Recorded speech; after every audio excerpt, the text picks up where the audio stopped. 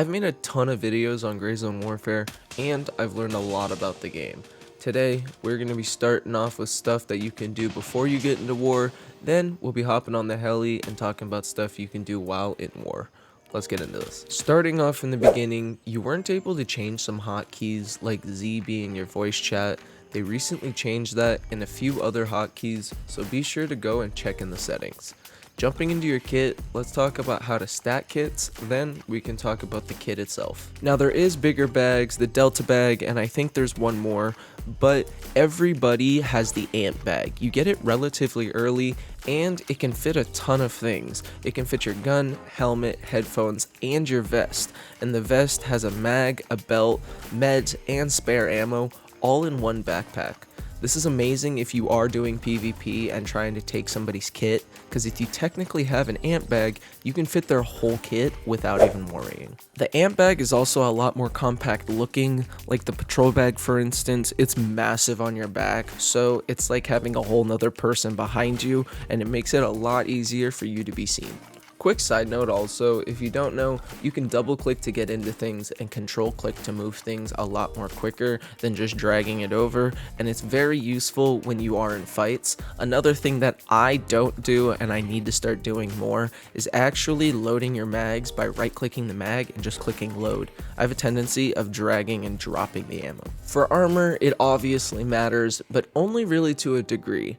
III helmets will stop a bullet, but only if they're using bad ammo. If they are using decent ammo, there's a pretty good chance that they're still going to one-shot you in the head if they do get a clear shot. And for vests, they are a lot more required, and I mean a lot.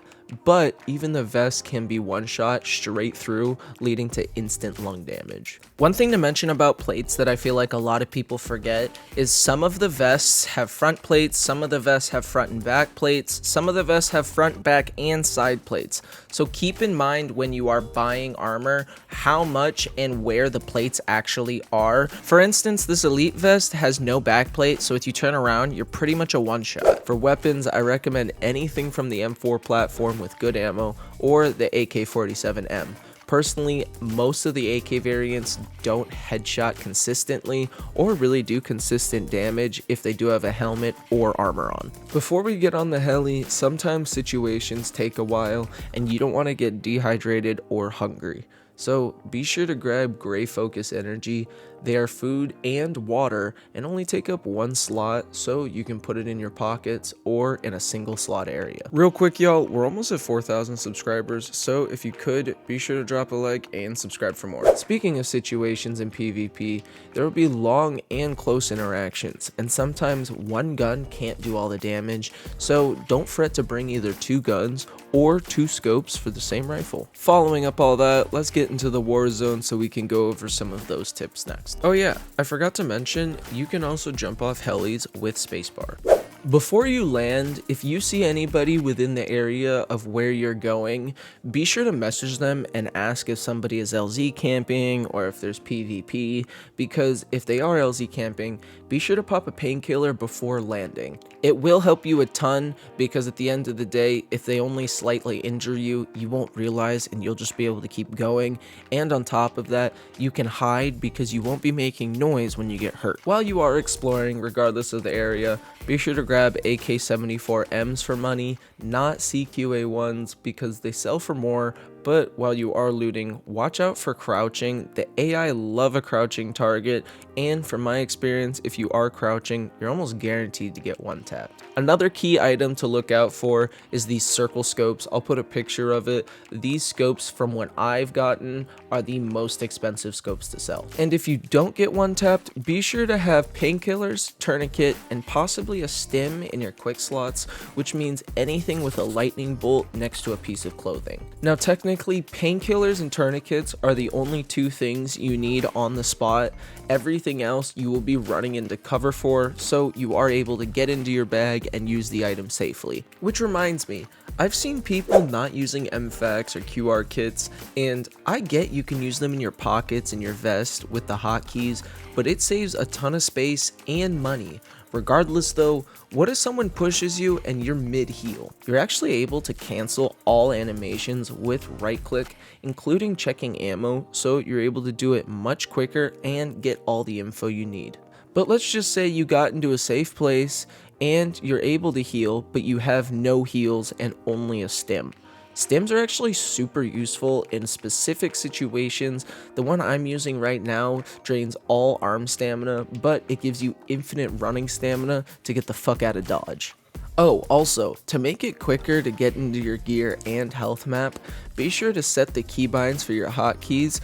I personally use Q and E. If you didn't know any of these tips, be sure to drop a like and subscribe for more. After surviving the situation and healing all the way up, be sure to talk to your teammates around you and ask for information or help on the situation. They may have vital info to keep you alive or to completely end the fight. You also can jump and look over walls and a few other things.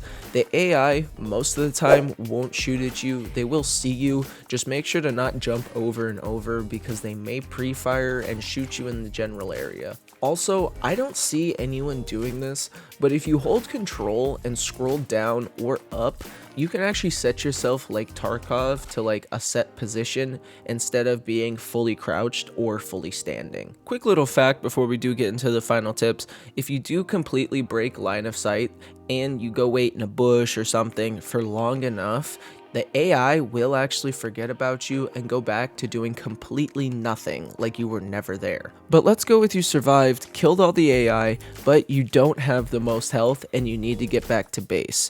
What if someone is LZ camping you?